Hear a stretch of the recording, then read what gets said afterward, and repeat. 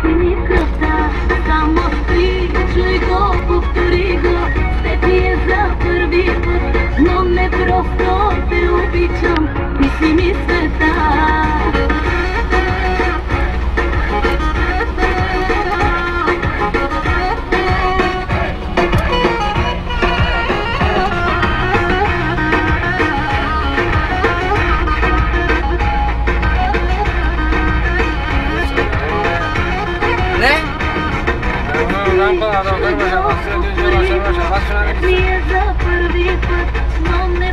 И на одна басна. Ти си ми кръвта, само причуй го, повтори го, с теб е за първи път, но не просто те обичам, ти си ми света. Причуй го, повтори го, с теб е за първи път, но не просто те обичам, ти си ми кръвта.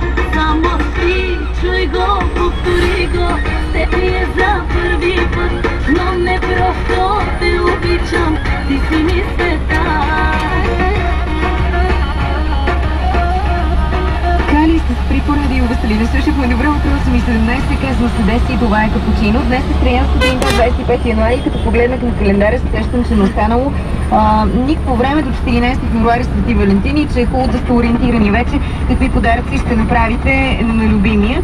То според зависи какво предпочита да празнува той, да иначе мога му подарите и буре с вино. Както и да е, Шекспир пита дали може да сравним любимата с летен ден с зоологическата градина в Ню Йорк, пък има друго предложение да сравните любимия с хлебарка.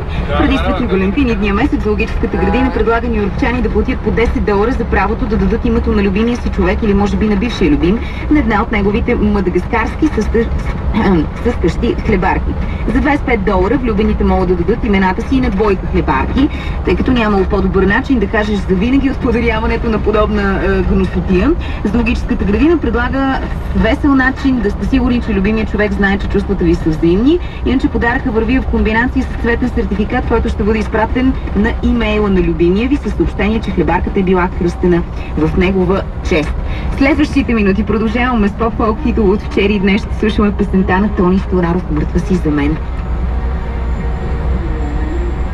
Не ме убива с мили думи на сбогуване. Не ме убивай, не плачи, не целувай ме.